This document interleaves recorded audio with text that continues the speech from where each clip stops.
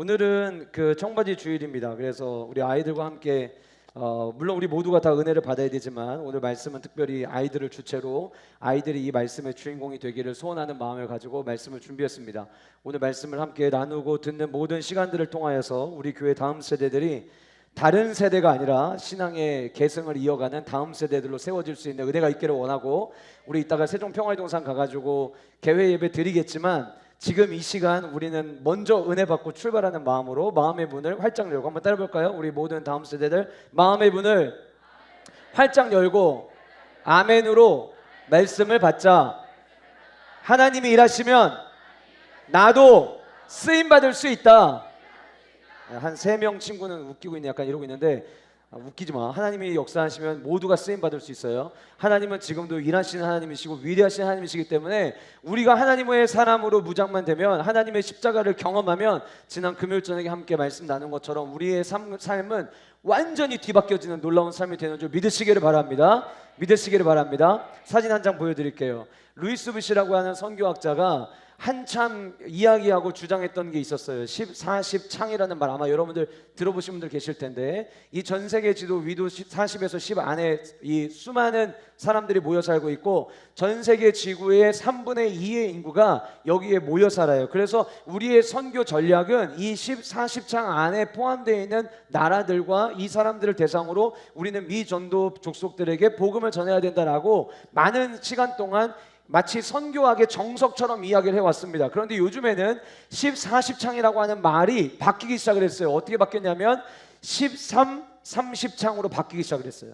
13, 30창. 이게 무슨 얘기냐면 13살에서부터 30살 안에 포함된 세대들을 복음의 타겟으로 삼고 그들에게 복음을 전해야 된다는 이야기가 나오기 시작을 한 거예요.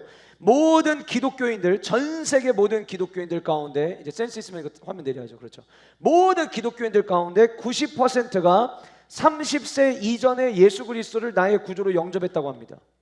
그러니까 물론 여러분들 중에 나는 그 이후에 믿었는데 진짜 하나님의 특별한 은혜로 이후에 믿으신 거고, 전 세계의 인구의 90%가 30세가 되기 전에 예수 그리스도를 나의 구주로 영접했대요. 우리 학부모님들, 그리고 우리가 학부모 그러면은 초, 중, 고까지의 자녀를 두면 학부모라고 생각을 하시는데, 아이가 지금 학교를 다니지 않아도 여러분들의 자녀가 30이 되기 전이라면 복음의 씨앗을 계속 뿌려야 됩니다. 아멘들 하셔야죠. 복음의 씨앗을 계속 뿌려야 돼요. 그렇게 예수 그리스도를 만났는데, 더더욱 우리 지금 청바지 주일에 속한 우리 다음 세대들 19세, 고3 이 아이들에게 더 집중적으로 복음을 전해야 되는 이유는 75%가 19살이 되기 전에 예수 그리스도를 나의 구주로 영접했다고 해요. 그러니까 이 어린 시대에, 아직 어릴 때에 세상이 뭔지를 아직, 물론 요즘은 너무 빨리 배우긴 하지만 다 배우기 전에 예수 그리스도의 십자가를 가슴에 새기면 이들의 삶은 하나님이 쓰시는 귀하고 복된 놀라운 삶이 되는 거예요. 문제는 뭐냐? 많은 사람들이 이 시대를 바라보면서 시대적 상황과 환경과 교회에서 들리는 이야기를 들으면서 마치 교회의 능력이 끝난 것처럼, 근데 제가 되게 싫어하는 말이거든요. 우리가 교회는 죽었다, 교회는 끝났다 이 말을 쓰면 안 되는 이유가 하나 있어요. 왜냐하면 교회의 머리는 예수 그리스도세요. 교회에 모여있는 우리는 부패할 수 있어요. 교회에 모여있는 우리는 넘어질 수 있어요. 그러나 교회는 절대 무너지지 않습니다. 왜냐하면 교회의 머리가 따라시겠습니다. 예수 그리스도시기 때문에. 누구시라고요? 예수 그리스도시기 때문에. 그래서 우리가 이 시대에 하나님 앞에 하나님의 손에 쓰임받는 세대가 돼야 되는데, 작년에 청바지 주일에는 얘들아 솔리언이 되렴, 이게 말씀의 제목이었어요. 올해는 이 시대에 엘리야가 되자. 한번 따라해 보실까요? 이 시대에 엘리야가 되자. 엘리야가 되려면 우리가 반드시 짚고 넘어가야 되는 게 있어요. 어른들도 마찬가지예요. 여러분들이 엘리야와 같은 사람이 되기를 원하신다면 반드시 점검하고 짚어야 되는 게 있는데, 그게 뭐냐? 로마서 12장 1절과 2절 말씀을 같이 우리 화면 보시면서 큰 목소리 같이 읽어보도록 하겠습니다. 같이 읽겠습니다. 시작. 그러므로 형제들아, 내가 하나님의 모든 자비하심으로 너희를 권하노니 너희 몸을 하나님이 기뻐하시는 거룩한 산 제물로 드리라. 이는 너희가 드릴 영적 예배니라. 너희는 이 세대를 본받지 말고 오직 마음을 새롭게 함으로 변화를 받아 하나님의 선하시고 기뻐하시고 온전하신 뜻이 무엇인지 분별하도록 하라. 로마서의 사도 바울이 1장부터 11장까지 예수 그리스도의 복음이 무엇인가를 설명을 해주고 난 다음에 그러면 그 복음을 받아들인 자의 삶은 어떠해야 되는가를 이야기하기 시작하는 게 로마서 12장이에요. 그 이야기를 처음 시작할 때 제일 먼저 꺼낸 이야기가 뭐냐면 예배였다라고 하는 거예요. 이 말을 다시 이야기를 하면 여러분들이 예수 그리스도를 나의 구주로 영접하신 하나님의 자녀들이라고 만약에 여러분들이 스스로 인정하신다면 여러분들의 삶 가운데 변하지 말아야 될 한 가지의 모습이 있어요. 그게 무엇이냐면 예배자의 모습이에요. 여러분들이 예수 그리스도를 나의 구주로 영접했다면 여러분들이 날마다 머무르셔야 되는 자리가 있어요. 그게 어느 자리냐면 예배하는 자리인 거예요. 내가 예수 그리스도의 십자가의 복음을 온전히 받아들였는지 받아들이지 않았는지는 어디에서 결정되냐면 나의 예배 생활을 통해서 경험되어진다라고 하는 거예요. 그런데 우리 아이들 가운데 아직 그 모습이 없을 수 있죠. 왜? 예수 그리스도를 나의 구주로 영접하지 못했으면, 십자가를 내가 마주하지 못했으면 아직 이 예배자의 삶을 고백하지 못할 수 있어요. 그래서 오늘부터 시작되는 수련회가 중요한 거예요. 왜 제가 저희 교회 수련회하는데 외부에서 누군가를 초청을 해가지고 모든 시간을 다 맡겨드린 적이 이번이 처음이에요. 그런데 제가 생각하는 우리 멘토팀은 하나님 나라의 십자가 복음을 전하는 국가대표라고 저는 생각을 하거든요. 그냥 단순히 문화공연팀이라고 생각하면 안 돼요. 저는 그렇게 생각하지 않아요. 우리나라가 아니라 하나님 나라 국가대표. 그래서 그 누구보다도 십자가의 사랑과 십자가의 은혜를 누가 제일 우리 아이들에게 잘 전달해 줄 수 있을까? 또 우리 아이들은 귀로 듣는 것도 물론 중요하지만 보여지는 것들도 굉장히 중요할 텐데 어떻게 우리 아이들의 이 굳어진 마음을 부드럽게 하고 녹여내리게 하고 하나님의 말씀에 씨앗이 뿌려질 때에 30배, 60배, 100배의 결실을 거두는 좋은 옥토버를 만들 수 있을까 생각할 때 멘토팀을 저는 생각을 한 거예요. 그래서 멘토팀 이번에 오셔서 같이 사역을 하시는데 오늘부터 시작된 이번 이 수련회를 통해서 오늘 이 자리 그리고 들어가자마자 3시 반부터 시작하는 예배, 저녁 예배부터 여러분들이 예수 그리스도의 십자가를 나를 위해 찢기시고 피 흘리신 십자가로 받아들이는 놀라운 영적인 축복이 있기를 주님의 이름으로 축복합니다. 빅파이, 드림파이, 비전파이만 축복합니다. 더 크게 아멘 해야지 얘들아. 더 크게. 알았지? 왜 우리 오늘 하얀색 옷 입은 줄 아니? 너 왜 하얀 거 입은 줄 알아? 이번 수련회 때 하얗게 불태우자고. 검정색 입고 오길 잘했는데 이따가 다른 거로 바꿔줘요. 흰색으로. 하얗게 불태우죠. 그런데 아멘을 여기서부터 막 아멘을 크게 해야 돼 얘들아. 알았지? 알았지? 주님 만나면은 애기들 아니잖아요. 왜 애기인 척이야? 자 보세요. 그러면 오늘 말씀 안에서 이 열왕기상의 이야기는 사실 오늘은 1부 예배랑 2부 예배가 완전히 달라요.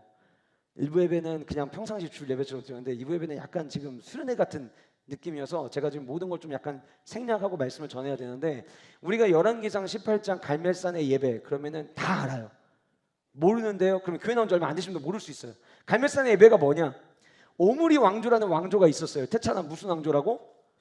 오므리 왕조. 이 오므리라는 왕조가 있었는데 북이스라엘의 왕조들 가운데 가장 악했던 왕조가 어떤 왕조냐면 이 오므리 왕조였어요. 그 오므리가 나쁜 시작을 스타트를 끊었는데 그 다음 아들이었던 아합이 아버지보다 더 악해졌어요. 더 악해진 바로 그때에 이제 좀 이따 더 자세하게 구체적으로 살펴보겠지만 하나님께서는 엘리야라고 하는 한 사람을 선택하셔서 갈멜산 꼭대기에서 영적 예배, 영적 대결을 펼치게 하세요. 결론을 먼저 말씀드릴게요. 똑같은 방법으로 예배를 했지만 바알 선지 아들이 쌓은 제단에는 불이 내리지 않았고 엘리야가 쌓고 혼자 주님 앞에 외롭게 기도하면서 기다렸던 그 제단에는 하나님께서 불로 응답하셨어요. 불로 응답하셨어요. 자 그런데 왜 제가 우리 모든 다음 세대들이 우리 세종왕의 모든 영가족들이 왜 엘리야와 같은 예배자가 돼야 된다라고 생각하고 왜 이것을 마음에 품고 기도하면서 말씀을 준비했느냐 하면은 당시 그 엘리야의 갈멜산 예배가 드려지기 전까지만 하더라도 그 시대의 수많은 사람들이 어떻게 생각했냐면 이제 하나님의 능력은 끝났어. 이제 하나님의 일하심은 발견하기 힘들어. 옛날에 교회 좋다는 거 그거 옛날 얘기지. 지금은 아니야. 이런 생각이 그 시대에 가득했어요. 가득했어요. 그런데 여러분 이 엘리야의 갈멜산 전투를 통해서 성경에 보면 아합 왕이 하던 일이 있었거든요. 아합 왕이 뭘 했냐면 하나님을 믿고 하나님을 전하는 선자들을 다 죽였어요. 다 죽고 데이터상으로 마지막 한 명 남은 사람이 누구였냐면 엘리야였어요. 자, 그러면 이렇게 생각할 수 있는 거예요. 아니, 하나님의 말씀대로 살아가고 복음을 전하고 그때 당시 하나님의 말씀의 가르침을 선포하고 다니는 선지자들이 다 죽었다? 하나님이 계시다면 살려야 되는 거 아니야? 하나님이 계시다면 보호해 주셔야 되는 거 아니야? 근데 왜 이렇게 돼? 겉봐, 하나님이 역사하시는 시간은 끝났다니까? 마치 오늘날의 교회를 보면서 아니, 코로나 때문에 교회가 만 교회가 없어졌다며? 대전의 교회가 2,500개 정도 돼요. 대전시 전체에 있는 교회의 4배가 코로나 기간 동안 문을 닫았대요. 그런데 너무 슬퍼하지는 마세요. 코로나 기간 동안 매해마다 2,500교씩 교회가 또 개척이 됐어요. 그 어려움을 뚫고. 그래서 계속 하나님의 나라를 위해서 나아가고 있는 거예요. 그런데 이런 상황들을 보면 목사님 때는 어땠는지 모르겠지만 요즘 제 학교 가서 애들 보면은 그 애들 몇 명 없는데요? 맞아요, 그게 현실이에요. 그렇다고 하여 하나님의 능력이 없느냐? 그렇다고 하여 하나님이 역사하지 않느냐? 아니라는 거예요. 아니라는 거예요. 제가 목사님들 만나서 교제하고 지난주에도 멘토팀 만나서 교제했는데 이렇게 믿는 크리스찬들, 가슴에 십자가를 품은 크리스찬들과 대화를 하다 보면 마지막 내려지는 결론은 똑같아요. 그게 뭐냐? 하나님은 지금도 살아서 일하고 계시고 역사하신다는 거예요. 내가 경험하지 못했다고 해서 그 하나님이 없는 게 아니라는 거예요. 내가 만나보지 못했다고 해서 없는 분이 아니라는 거예요. 하나님은 지금도 살아계세요. 그리고 그분은 위대하신 하나님이세요. 우리의 모든 생사화복을 주관하실 뿐만 아니라 천지를 창조하시고 끝나고 쉬고 놀고 계신 분이 아니라 저와 여러분들의 삶의 모든 삶들을 주장하시고 다스리시는 우리의 삶의 섭리를 이끌어 가시는 그 주님이시라는 거예요. 그래서 우리가 그분을 만나야 돼. 불의 예배 왜 드려야 되느냐? 갈멜산의 그 영적인 예배 한 번이 그 영적인 공고하던 상황을 완전히 다 뒤집어 버렸어요. 갈멜산 옥대기 올라가기 전까지만 하더라도 엘리야 혼자 한 명 남은 줄 알았고 바알 선지자, 아세야 선지자들은 막 어깨를 펴고 막 사는 시대가 되었지만 갈멜산 전투에서 바알 선지자, 아세야 선지자 모두 다 기손 시내로 내려가서 죽음을 면치 못했어요. 자, 그러면 왜 우리는 이 시대에 불의 예배를 드려야만 하느냐? 자, 불의 예배 자꾸 그러니까 우리 저학년 아이들은 어떡하지? 예배 시간에 불나면 안 되는데 뭐 이런 생각을 하는 친구들이 있을 수 있어요. 어른들은 아유, 무슨 누가 그런 생각한다고 또 저런 얘기를 하세요. 여러분들 그렇게 생각할지 모르지만 애들 중에는 그럴 수 있어요. 애들은 순수하기 때문에. 그런데 제가 이야기하는 불의 예배는 뭐냐? 따라하시겠습니다. 하나님을 경험하는, 하나님이 살아계시다는 것을 체험하는 그런 예배예요. 그런 예배. 그게 불의 예배예요. 근데 왜 이 시대에 불의 예배가 필요하냐? 왜 이 시대에 예배를 참석했는데 야, 이거 어쩌면 좋아, 진짜 하나님 살아계셨어, 왜 이런 고백들이 있어야 되느냐? 3가지의 이유를 말씀드릴 거예요. 첫 번째로 당시에 왜 불의 예배가 필요했냐면 갈수록 악해져 갔기 때문이었어요. 갈수록 어떻게 했다고요? 악해져 갔어요. 아까 말씀드린 것처럼 열왕기상 16장 30절은 이렇게 기록되어 있습니다. 오므리의 아들 아합이 그의 이전에 모든 사람보다 여호와 보시기에 악을 더욱 행하여. 인생은요 계속 뭔가를 더 하거든요. 근데 이런 거죠. 좋은 거를 더 하느냐 아니면 나쁜 거를 더 하느냐에 따라서 마지막이 다르는 거예요. 우리가 흔히 비행청소년이라고 이야기할 때 그 애들이 처음부터 악했을까요?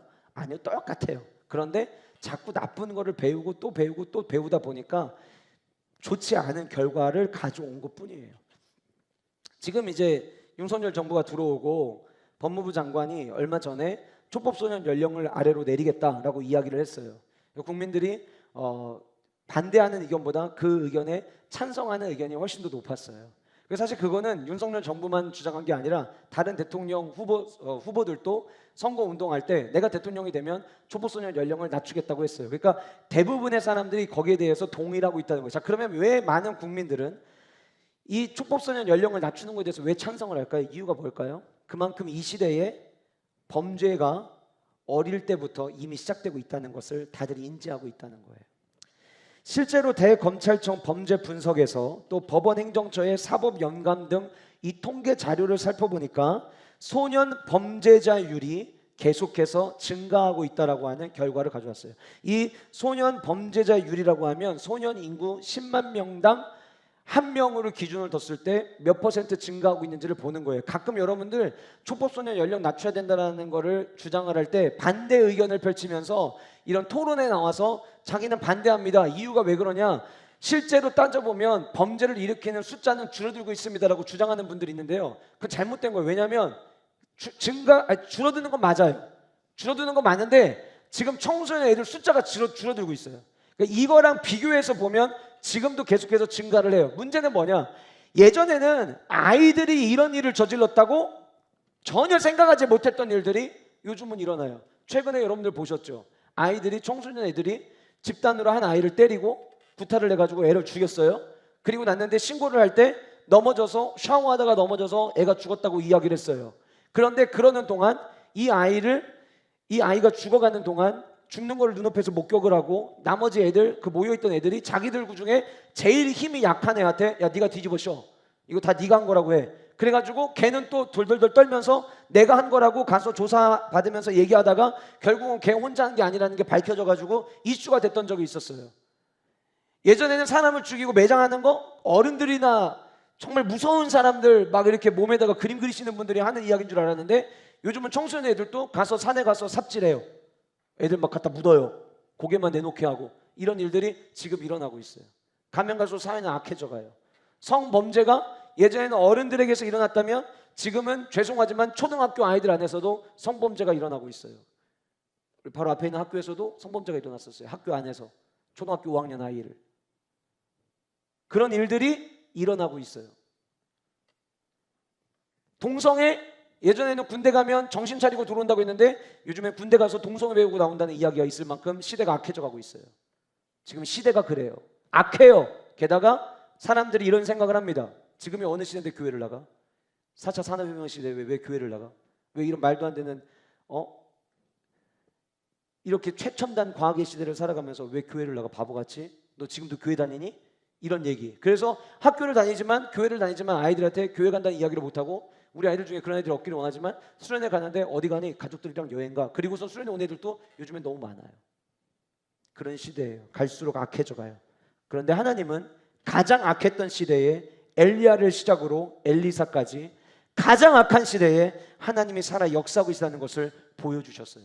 여러분, 지금 우리에게 필요한 건 뭐냐면, 왜 이 시대에 불의 예배가 필요하고 왜 이 시대에 하나님이 임재하시는 예배를 왜 우리가 경험해야 되느냐? 이유는 시대가 악해져 가기 때문이에요. 예전에는 대학생들에게 있었던 낙태의 이야기가 요즘은 중고등부 아이들에게 너무나도 비일비재한 이야기로 아이들이 주고받는다고 해요. 더 구체적으로 얘기하고 싶지만 아이들이 상처받을까 봐 얘기를 하지 않겠어요. 그리고 그나마 대전은 그나마 나아요. 근데 대전에서도 둔동 이쪽, 서울의 강남, 대동 이쪽, 여기에 낙태율이 굉장히 높아요. 심각합니다. 갈수록 시대는 악해져 가요. 그래서 하나님의 임재를 경험하는 불의 예배가 필요한 거예요. 두 번째로 하나님의 말씀을 무시했기 때문이에요. 여러분, 17장에 이 오므리 왕조 아합 왕이 더욱 악했다라고 이야기를 하면서 말씀이 쭉 내려오다가, 제 중간에 시간이 없기 때문에 다 설명하지 않을 거예요. 쭉 내려오다가 34절에, 우리 34절 같이 한번 읽어보실까요? 열왕기상 16장 34절, 우리 큰 목소리로 같이 한번 읽어보겠습니다. 시작.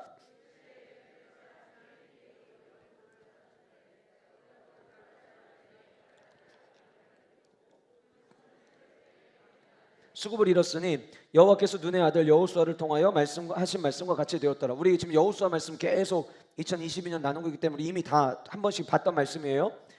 여리고 성을 무너뜨리셨죠. 자, 아주 너무 쉬운 질문인데 지금도 성지 가면 여리고 성 무너져 내린 잔해가 남겨져 있어요. 자, 그러면 이 시대, 열왕기상 17장 16장에 쓰여지던 시대에 잔해가 있었을까요? 없었을까요? 당연히 있죠. 그러면 지금도 거기에 성벽을 이렇게 보존해 놓은 곳에 가면 사람들이 이거 뭐예요? 라고 물어보듯이 그때도 물어보는 사람이 있었을까요? 없었을까요? 있었죠. 그리고 그때 당시에는요, 이 성이 어떤 성인지 어른들로부터 전해져 내려왔던 소리가 거기에 지역에 살고 있던 사람들에게는 너무 잘 알았어요. 하나님께서 여호수아와 이스라엘 백성들을 통해서 여리고성을 무너뜨리셨죠. 그 무너뜨리고 나서 니네 이거 건드리지 마, 이거 그대로 놔둬. 왜요? 여리고성은 사람이 살기 좋은 동네였어요. 종려나무의 도시였어요. 종려나무의 도시라는 거는 그 안에 샘이 있고 살기 좋다는 거예요. 그러니까 어느 누구도 그 다음 시대에 살아가던 사람도 여리고성을 보면 하나님이 말씀하셨죠. 거기다가 다시 성벽을 쌓지 말고 성문을 놓지 말아라. 왜냐하면 여호수아 6장 26절 말씀에 하나님께서 이미 여호수아를 통해 말씀하셨어요. 만약에 너희들 가운데 누구든지 여리고 성을 다시 세우면 그 세우는 자의 아들을 내가 죽일 것이고 성문을 다루는 사람이 성문을 단다면 그 성문을 다룰 때 둘째 아들을 죽이겠다고 이미 하나님께서 공공연하게 말씀을 하셨어요. 그러니까 다들 여리고라는 땅이 좋은 땅인 건 아는데 어느 누구도 선뜻 도전하지 않은 거죠. 시도를 안 한 거예요. 그런데 그 일을 시도한 사람이 있어요. 그게 누구냐면 오늘 본문이 이야기하는 베델 사람 히엘이 여리고를 건축합니다. 이런 거죠. 시대가 어느 시대인데, 지금 시대가 어느 시대인데 하나님 말씀이라고 그걸 믿어? 지금 시대가 어느 시대인데 부르짖어 기도하라고 한다고 그걸 부르짖어 기도해? 묵상 기도야. 지금은 묵상 기도하는 시간이야. 지금은 조용히 그냥 큐티하고 개인 묵상하는 거야. 시대가 어느 시대인데 함께 교회 공동체 나와서 예배 생활해야 됩니다 라고 이야기를 해도 전국 곳곳에 코로나로 인하여서 전 대한민국에 있는 20%의 성도들이 교회를 떠났어요. 그리고 이렇게 얘기해요. 나 하나님 믿어요. 혼자 집에서 믿을 거예요. 하나님의 말씀에 수많은 바운서션을 통해서 교회가 얼마나 중요한가를 이야기해주고 있지만 마음속에 이런 생각을 하는 거죠. 언제까지 말씀이라면 무조건 아멘 해야 돼. 언제까지 말씀대로 살아가야 돼. 이거 뭐 하는 거냐면 말씀에 대해서 무시하는 거예요. 여러분들 가운데 이 다음 세대들만의 이야기가 아니에요. 하나님의 말씀이 선포되지만 그 말씀을 귀담아 듣지 않아요. 하나님께 여쭤야 됩니다. 근데 안 여쭤봐요. 우리 하나님 앞에서 높은 곳에서 내려와 하나님 앞에 항복해야 됩니다 얘기하는데 여전히 지난주에 내가 높은 자리에 더 있기를 원하지 내려올 생각을 만약에 안 한다면 지금 우리가 어떤 죄악을 범하고 있는 거냐? 하나님을 무시하는 죄악을 범하고 있는 거예요. 주님의 말씀에 대해서. 여러분 보세요. 악한 시대가 어떤 모습을 가지고 있는지를 이야기하는데 그 샘플로 딱 이야기하는 게, 자, 이 시대가 매우 악했다. 왕이 그랬지 왕만 그런 게 아니야. 백성도 똑같아. 대표적인 거 하나만 얘기해 줄까? 샘플로 여리고성 건축하지 말라고 했는데 죽었다. 자, 그런데 성경은 이렇게 이야기해요. 히엘이 그 터를 쌓을 때 맏아들 아비람을 잃었고, 그러면 이쯤 되면은요 성 쌓다가 멈춰야 돼요? 계속 해야 돼요? 멈춰야 되는 거예요. 그런데 이렇게 생각하는 거예요. 따라해 볼까요? 우연이겠지. 따라하세요. 우연이겠지.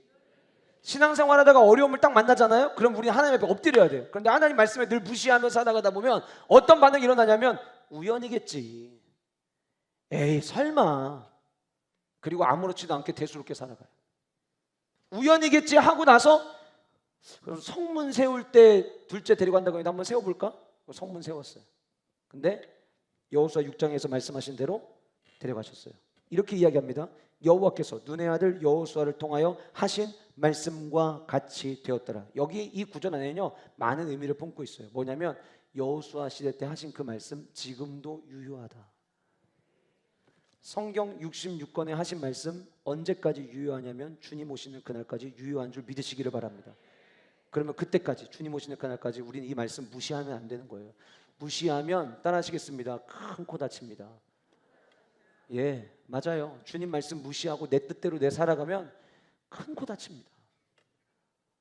혹시라도 이 말씀 들으시면서 마음속으로 회심의 미소를 띠면서 나 아직 큰 코 안 다쳤는데 자만하지 마세요. 하나님의 진노의 날은 곧 임박합니다. 요엘서 전체의 주제가 여호와의 날이에요. 여호와의 날이 어떤 날이냐? 주님을 믿고 주님 말씀대로 살아가는 자들에게는 축제의 날이에요. 그러나 주님 말씀대로 살지 않고 내 기준대로 살아가는 자들에게는 재난의 날이요 징계의 날입니다. 여호와의 날은 분명히 우리의 마지막 때에 다시 우리는 그 앞에 서야 돼요. 그래서 우리는 하나님의 말씀을 무시하면 안 되는 거예요. 그런데 그 시대 주의 말씀을 무시했어요. 주의 말씀을 무시하던 그 시대에 하나님의 임재를 통해서 여전히 하나님의 말씀이 유효하고 여전히 하나님의 능력이 유효하다는 것을 하나님은 보여주셔야만 했던 거예요. 마지막 세 번째로 왜 불의 예배가 필요했냐? 설교 끝을 얘기하는 게 아닙니다. 전반부 마지막을 얘기하는 거예요. 전반부 마지막. 하나님께 마음을 확정하지 못했기 때문이에요. 뭘 했다고요? 마음을 확정하지 못했기 때문에. 여러분 18장 21절에 보면 갈멜산 전투가 펼쳐지는 그 갈멜산 영적 전투가 펼쳐지는 갈멜산 위에 모여든 사람들에 대한 이야기를 하면서 18장 21절 우리가 너무나도 잘 아는 말씀이 나옵니다. 엘리야가 모든 백성에게 가까이 나아가 이르되 너희가 어느 때까지 둘 사이에 머뭇머뭇하려느냐? 여호와가 만일 하나님이면 그를 따르고 바알이 만일 하나님이면 그를 따를지니라 하니 백성이 말 한마디도 대답하지 아니하는지라. 제가 일부 예배 시간에는 이 말씀을 안 드렸는데, 자, 누가 지금 모든 백성에게 가까이 나아갔어요? 누가? 엘리야가. 자, 엘리야라고 하는 이름의 의미가 있어요. 그게 뭐냐면 여호와는 나의 하나님이십니다라는 고백이에요. 자, 그러면 이름이 여호와는 나의 하나님이십니다라는 고백을 가지고 있다면 내가 중심이에요, 여호와가 중심이에요? 그렇죠? 여러분, 엘리야는요 보잘것없는 사람이었어요. 별 볼 일 없는 사람이었어요. 그런데 하나님이 그를 부르셔서 그를 사용하시거든요. 엘리야는요 껍데기에 불과해요. 엘리야를 통해서 역사하시는 하나님이 중요한 거예요. 그러니까 오늘 이 본문에서도 엘리야가 존재하지만 사실 엘리야는 누구 대표로 지금 움직이고 있냐면 하나님을 대표하여서 지금 움직이고 있는 거예요. 근데 본문에 보니까 뭐라고 이야기하고 있냐면 엘리야가 모든 백성에게 가까이 나아갔대요. 하나님은, 예수님도 그러셨지만 우리가 먼저 그분을 찾은 게 아니라 그분이 먼저 우리에게 가까이 오셨어요. 그런데 주님이 누구에게 가까이 찾아가셨느냐? 머뭇거리던 자들에게. 제가 지난주에 미국에 있는 미성대학교 총장님을 뵙게 될 기회가 있어서 만났거든요. 근데 그분이 이야기하시면서, 그분은 이 선교학을 공부하시면서 이 전 세계의 교회, 특별히 한국 교회에 이런 통계들, 설문조사를 통해서 지금 교회가 어떤 방향으로 흘러가고 있는지에 대해서 이 데이터를 가지고 진단하시는 분이세요. 그런데 지난 2년 동안 코로나로 인하여서 성도들이 어떻게 교회에 반응을 했고 떠났는가를 살펴보니까 성도들, 이게 물론 우리 교회를 얘기하는 건 아닙니다. 전국에 있는 교회들 중에서 선택을 해가지고 설문조사를 했더니 어떤 결과가 나왔냐면 교회 안에 20, 60, 20 이렇게 나뉘어진대요. 교회 안에 20%는 코로나에 걸리든 나오지 말라고 하든 대면 예배 드리면 안 된다고 이야기를 하든 무슨 이야기를 해도 싫어, 난 무조건 가서 예배 드릴게요. 그리고 나오는 사람들이 전국의 교회 성도들 가운데 20%래요. 저는 우리 교회는 이거보다 좀 많았어요. 지난 코로나를 지켜봤을 때 60%는 아유 지금 코로나 때문에 위험한데 뭘 교회를 가, 집에서 그냥 온라인으로 예배를 드리면 되지. 그래서 안 갔다가 괜찮아진 것 같은데 갔다가, 그래서 요 갈팡질팡했던 분들이 전국에 있는 한국교회 성도들 가운데 60%였고, 그리고 교회 통계적으로 20%는 교회를 떠났다고 합니다. 근데 그들은 교회를 자기들은 떠났다고 얘기 안 해요. 자기들은 온라인으로 예배드린다고 계속 얘기를 해요. 그러면서 이 총장님이 무슨 얘기를 하시냐면 교회가 해야 될 일이 있다. 그게 뭐냐면 이 60%의 사람을 20%로 만드는 게 교회가 해야 될 일이라는 거예요. 머뭇거리는 자들을 하나님의 백성으로 완전히 세우는 훈련의 과정이 교회 안에는 필요하다라는 이야기를 지난주에 하시는 걸 제가 들었어요. 이 60%가 오늘 본문으로 이야기하면 머뭇거리는 자들이에요.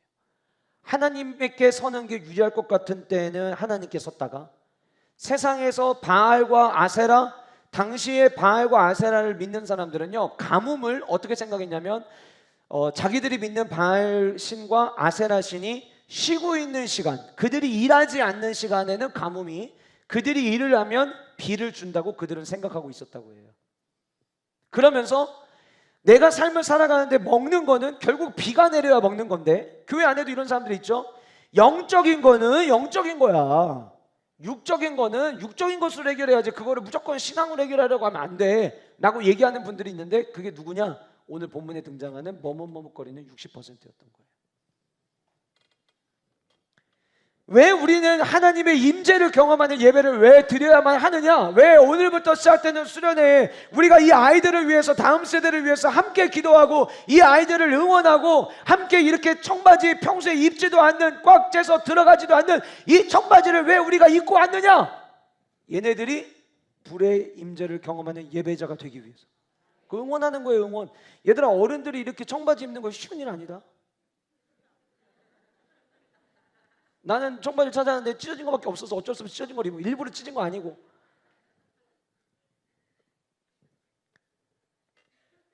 근데 의외로 또 청바지를 입으시니까 갑자기 교회가 막 확 젊어진 것 같긴 해요. 평균 연령이 한 30대로 쭉 내려간 것 같아서.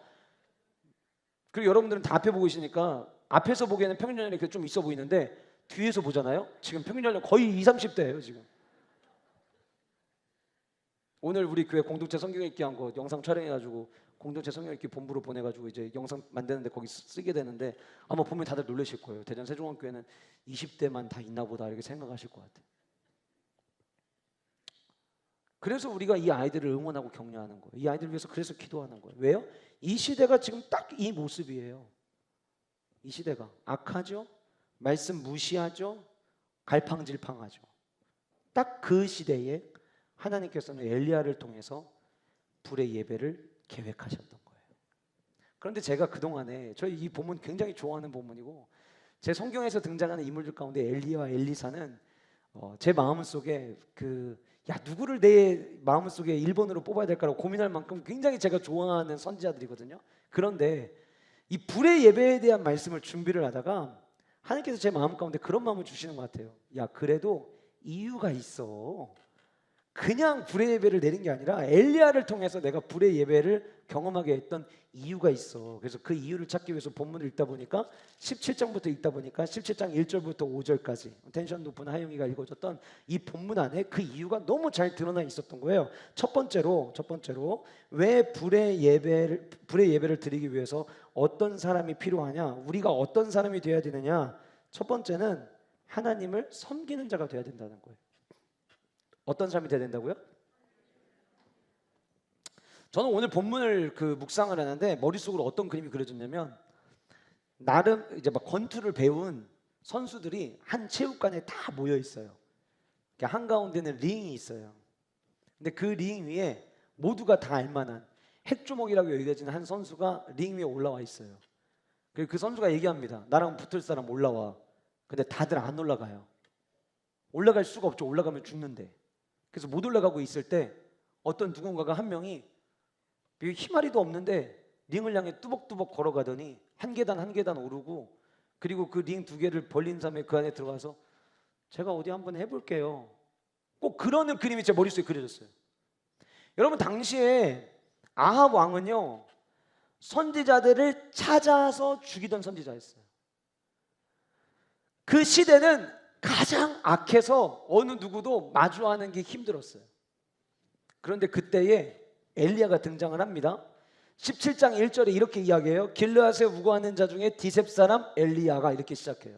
그런데 학자들이 지금까지도 야 이거 뭔 말인지 모르겠다 하는 성경의 수많은 구절들 가운데 27장 1절에 나와 있는 이 구절이 그 중에 하나예요. 왜냐하면 길르앗에 우거하는 자 중에 디셉 사람이라고 하는 수식어를 앞에 붙여놨는데 이게 뭐냐는 거예요. 이게 물론 하나님께서 가나안 땅을 분별해 주실 때 므낫세 지파가 배정받은 땅이 이 길르앗이라고 하는 땅이 그 안에 포함이 돼요. 그러니까 그때 당시에는 하나님이 그 지파 단위로 땅을 주시면 특별히 옮겨 다니지 않고 거기 계속 지내다 보니까 므낫세 지파 아닐까라고 이야기를 해요. 근데 여러분, 므낫세 지파는요 성경에 지극히 작은 지파라고 이야기할 때 등장하는 지파가 므낫세 지파예요. 그러면은 만약 그게 사실이라고 한다고 하면 별 볼 일 없는 거예요. 흔히 우리 아이들이 그런 얘기 쓰죠. 야, 듣보잡이 뭐예요? 들어보지도 못하고 들어보지 못했던, 보지도 못했던 보잘것없는 사람. 그 뒤에 잡이라는 단어는 제가 설명하지 않을게요. 보잘것없는 사람 이야기 때 듣보잡이라고 하거든요. 근데 성경에 가장 악하던 시기에 그 전에 엘리야가 누군지에 대한 얘기가 하나도 없다가 갑자기 엘리야가 툭 등장을 해요. 그리고 나서 그 엘리야에 대해서 여호와는 나의 하나님이십니다라고 고백하던 그 엘리야가 아합에게, 가장 악하다는 왕에게 그 링 위에 아무도 올라서지 못하고 다 피하려고 하는 그때에 링 위에 올라가서 얘기하는 거예요. 내가 섬기는 이스라엘의 하나님 여호와께서. 지금 뭐라고 얘기하냐면 나? 누구냐? 너 누구냐? 약간 이런 거죠. 야, 막 링에 올라가는데 넌 뭐야? 근데 나 하나님 섬겨. 그거예요. 하나님이 위 엘리야를 선택하셨던 이유가 뭐냐? 그 시대에 하나님을 섬기는 자를 찾기가 너무 힘들었던 거예요.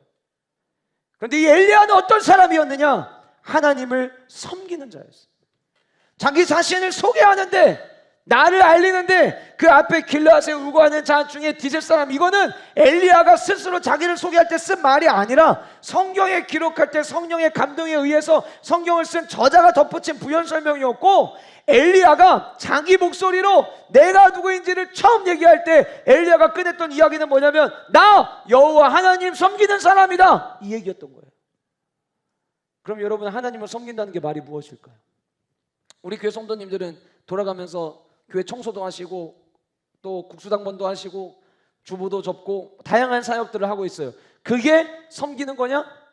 오늘 본문에서 이야기하는 섬긴다라고 하는 이 히브리어는 아마드라고 하는 단어를 갖고 있는데, 아마드라는 단어는 어떤 의미냐면 확실히 서다, 확실하게 하다, 이런 의미를 가지고 있어요. 그러니까 내가 섬기는 이스라엘의 하나님 여호와, 그러면은 내가 지금 하나님 섬기는데 이런 얘기예요. 딴 사람들은 모르겠지만 나는 한 번 하나님이면 영원히 하나님이다. 나는 한 번 예수님 믿으면 끝까지 예수님 믿는다. 니들이 아무리 수많은 것을 가지고 나를 공격해 올지라도 나는 겁 안 난다. 왜? 나 하나님께로 내 마음을 확정하고 확정한 사람이야, 이 얘기하는 거예요. 지난주에 우리 공동체 성경읽기 하면서 예레미야 말씀을 읽었는데, 예레미야 말씀을 읽었던 수많은 구절 가운데 지난 한 주간 동안 제 머리 가운데 각인돼 버린 말씀 한 구절이 있어요. 예레미야 8장 2절입니다. 제가 말씀을 여러분은 찾지 마시고 제가 읽어드릴 테니까 귀로 들으세요. 귀로 들으시고 제가 문제 하나 낼 거거든요. 제가 성경을 쭉 읽고 그 뒤에 나오는 단어는 뭘까요?를 제가 물어볼 거예요.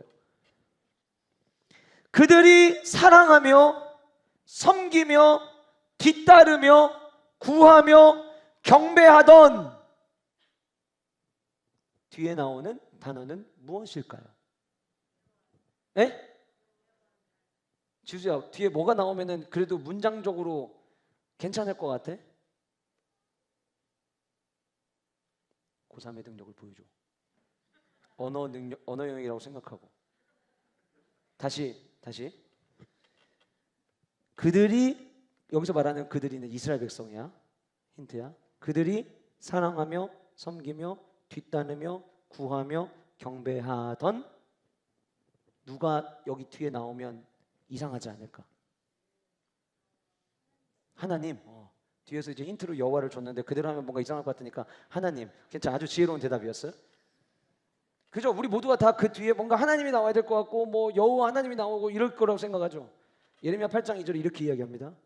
그들이 사랑하며 섬기며 뒤따르며 구하며 경배하던 해와 달과 하늘의 무별 아래에서, 이스라엘 백성이라면 마음을 하나님께로 고정하고 하나님만을 섬겨야 되는데, 성경에 이스라엘이, 그들이 뭐라고 이야기하냐? 그들이 누군가를 사랑했다, 그들이 누군가를 섬겼다, 누군가를 뒤따랐다, 경배했다, 자기들의 필요를 구했다. 누구에게? 하늘의 해와 달과 별에게.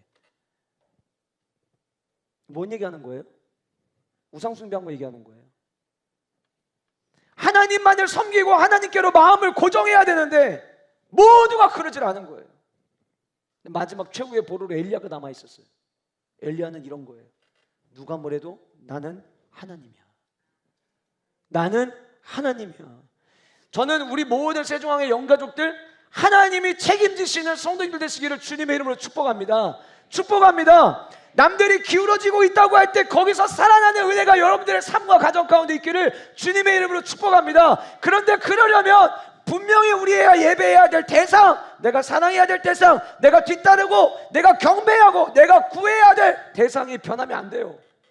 근데 왜 이렇게 자주 변해요? 우리 하나님에게 구해야 되는데 하나님에게 구하지 아니하고 주변에 돈 많은 사람에게 기웃거리고 좋은 학원 선생님들 찾아다니 애들 보내고, 우리 아이들의 삶에 하나님이 은혜 주셔야 아이들의 인생이 열리는데,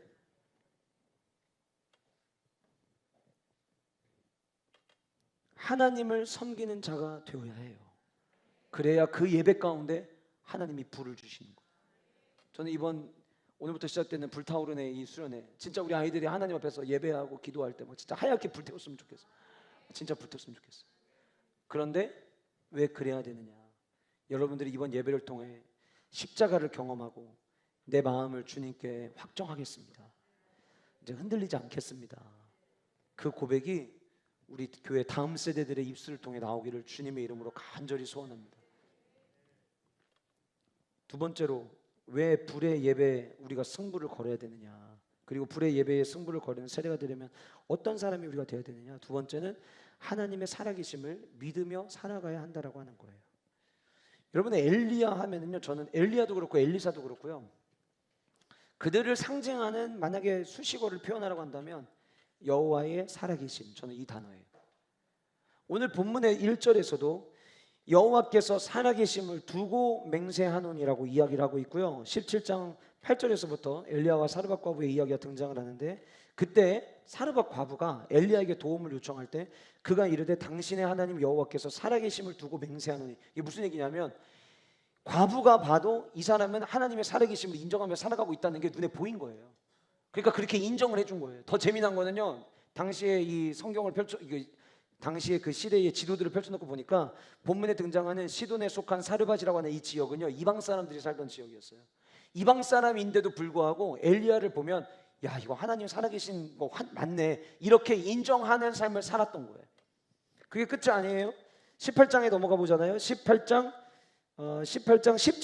10절 당신의 하나님 여호와께서 살아계심을 두고 맹세하노니, 오바댜가 만났을 때, 오바댜라는 선지자가 있었어요. 종이었죠. 아합 왕의 종이었는데 이 사람은 하나님을 경외하는 사람이었어요.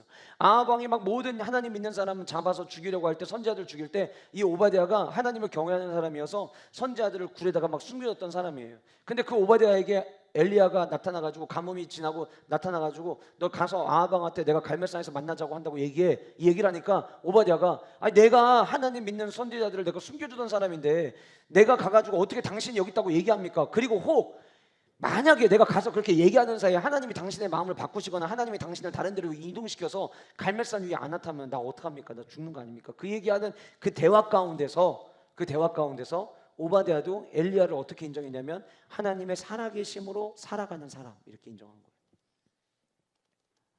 10장 15절에도 나옵니다. 엘리야가 이르되 내가 섬기는 만군의 여호와께서 살아계심을 두고 맹세하노니 내가 오늘 아합에게 보이리라. 사람들이 얘기하죠. 하나님이 살아계셔? 하나님 안 살아계신 것 같은데 왜 하나님 안 살아계시다고 생각할까요? 경험하지 않았기 때문에 그런 거예요.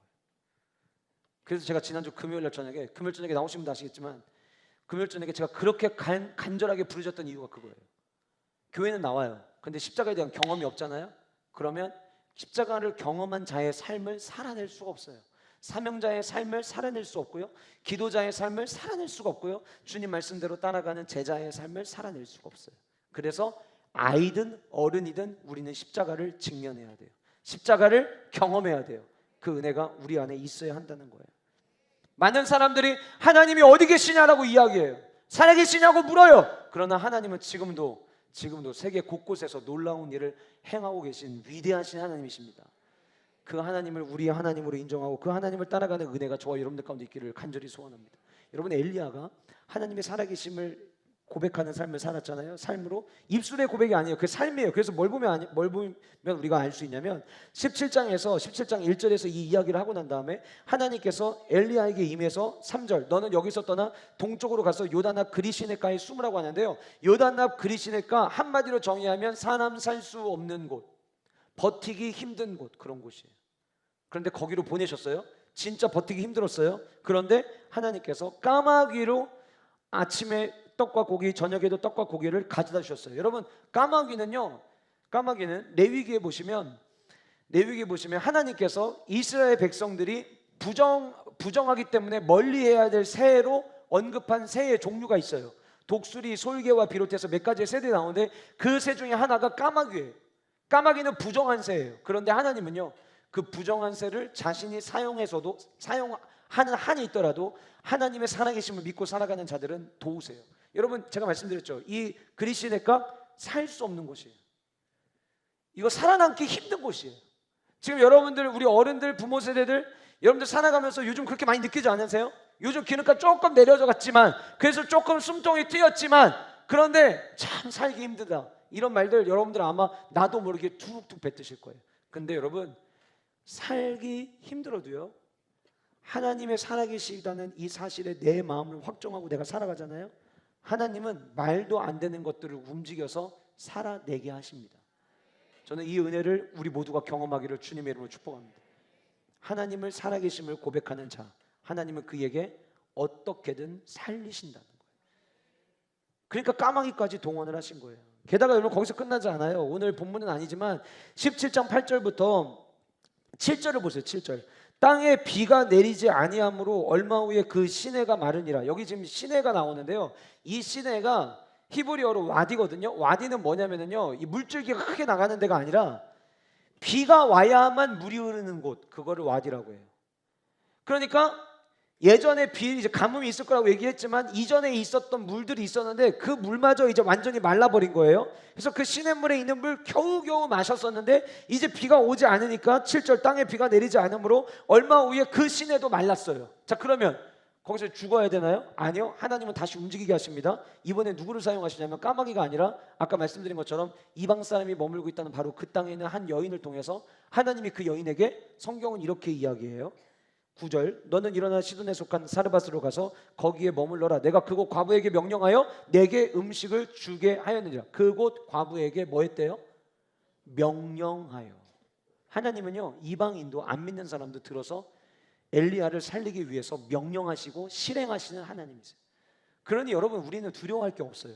우리가 해야 되는 건 뭐냐면 하나님 살아계시다 믿고 그 믿음으로 살아가면 하나님이 살 수 없는 환경 속에서도, 척박한 땅에서도, 황무지 같은 땅 속에서도 살 수 있는 방법들을 우리에게 계속해서 열어주실 거라는 거예요. 입술로만 하나님이 살아계시다고 고백하는 것이 아니라 날마다 저와 여러분들의 삶 가운데 그 하나님의 살아계심을 경험하며 살아가는 은혜와 축복이 있기를 간절히 소원합니다. 마지막 세 번째로, 불의 예배자가 되기 위해서 하나님의 말씀대로 순종해야 됩니다. 하나님 말씀대로 순종하는 것. 그 사람, 어느 누군가의 신앙생활의 모습과 영성을 이야기할 때 반드시 점검해야 되는 건 뭐냐면 교회에 몇 번 나왔느냐가 아니에요. 교회 안에서 어떤 역할을 하고 있느냐가 아니에요. 말씀대로 살아가고 있느냐가 중요한 거예요. 오늘 이 말씀에 보시면 앞에서 하나님께서 말씀을 하시고 난 다음에 5절 말씀 이렇게 기록되어 있습니다. 그가 여호와의 말씀과 같이 하여. 엘리야 뭐 대단하지 않아요. 그런데 엘리야는 이랬대요. 하나님이 말씀과 같이 주님이 주신 말씀대로 행동했대요. 이제 수련회를 가다 보면은요, 애들이 어리기 때문에 뭐 이제 밤 되면은, 그래도 여기 숙소는 좋아요. 그죠? 가보신 분 아시겠지만 각 방마다 다 샤워실 있고, 또 안에서 큰 거 볼일 볼 때 들어가기 힘드니까 밖에 따로 또 세면대 따로 또 있어서 양치도 할 수 있게 시설 좋아요. 예전에 저 어릴 때는 대동산에 막 텐트 치고 왔는데 그거에 비하면 너무 좋은 시설. 그런데도 뜨거운 물 찬물 다 나오는데도 내가 먼저 씻겠다 뭐 이래 갖고서는 다툴 수 있어요. 애들이 어리니까 아직. 근데 그럴 때에 선생님이, 얘들아, 하나님이, 예수님이 서로 사랑하라고 말씀하셨어. 그 말을 듣자마자 야, 먼저 들어가. 아니야, 네가 먼저 들어가. 에헤이, 네가 먼저 들어가. 이런 일들이 일어나야 돼요. 말씀대로.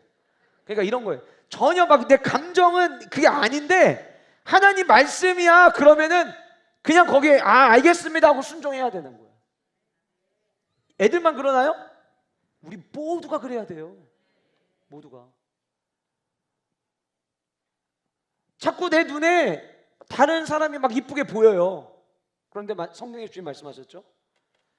눈으로 바라보고 머릿속으로 상상하는 거 그거 죄다. 봐서 그랬지? 그러면 그냥 눈가를 빼. 그렇다고 이제 그러면 말씀대로 적용하는 게 안과를 가서 눈 좀 빼주세요 그러는 게 아니라, 주님이 그만큼 음란하는 걸 싫어한다고 말씀하셨다면 내 눈에 보이고 나도 모르게 상상이 될 때 눈을 감든 빨리 그 상황에서 벗어나든 꺼버리든 해야 되는 거예요. 작은 거예요. 대단한 게 아니에요. 작은 것부터 실천하는 거예요. 지금 우리의 시대에 가장 중요한, 여러분, 제가 아까 예레미야 8장 2절 말씀드렸는데요. 예레미야 8장 2절에 하나님을 사랑해야 돼. 하나님을 사랑하지 아니하고 우상을 사랑하고 섬기고 따르고 경배하고 구하고 그랬더니 그 다음 나타나는 주님이 그들에게 하셨던 말씀이 뭔 줄 아세요? 니들이 지롭다고 생각하지? 니들이 똑똑하다고 생각하지? 그래서 말씀대로 난 고집을 때 다 안 사는 거라고 니들은 얘기하지? 내가 말씀대로 안 사는 이유가요, 저는 그래도 배웠어요. 제가 아는 게 있어요. 그래서 너희들은 스스로 지롭다고 이야기하지. 야, 근데 내 눈에는 니들 하나도 안 지혜로워 보여. 그 다음 주님 말씀하세요. 너네들 자꾸 저 잘 지내요. 제 삶에 평화가 가득해요. 저 샬롬이 있어요. 네, 저희 사업에도 샬롬이 있고요. 가정에도 샬롬이 있고요. 평화로워요. 별일 없어요. 잘 지내세요? 잘 지내죠. 근데 하나님이 말씀하세요. 예레미야 8장에 너희들은 평안하다 말하나 너희들 안에 평안이 없느니라. 근데 여러분, 이 말이 다 어디서 나온 줄 아세요? 하나님을 떠나서 하나님을 경배하지 않으니까 하나님 말씀을 순종하지 않아요. 하나님 말씀대로 살지 않아요. 그런데 자기들은 그게 지혜로운 거라고 생각해요. 그게 똑똑한 거라고 생각해요. 제가 지난주에 라엘이라고 하는 가수를 만났는데 그 가수가 그러더라고요. 자기 동생 보면서 교회 가서 찬양하는데 자기도 모태신앙이지만 똑같이 모태신앙인데 걔 찬양하는 모습 보면은 와 진짜 이 구린 찬양에 왜 저렇게 기뻐하고 찬양하지? 그래서 막 은혜 받고 나면은 와서 그랬대요. 너 찬양하는 네 모습만 봐도 너무 구려. 그랬던 그가 하나님을 인격적으로 만나고 첫 앨범을 찬송가로 찬양으로 앨범을 내고 그리고 하나님 앞에 금요일 저녁에 자세히 말씀드렸는데 하나님 앞에 하지 않던 11조 생활을 시작하면서 하나님이 수많은 곡의 음률들 요즘에 뭐 표절 막 이것 때문에 논란이 많은데 하나님이 음률들을 막 만들게 하셔갖고 곡을 찍어내는 자기가 기기가 된 것 같아요. 진짜 자기는 하나님의 은혜라고밖에 얘기할 수가 없대요. 그래서 그가 만드는 곡이 내는 곡마다 또 다 잘 돼요. 드라마의 OST로 그분이 곡을 쓰는데 처음에 가수 시작했다가 지금은 작곡가가 됐는데 그분이 곡을 쓰는 것마다 좋은 가격으로 막 팔려요.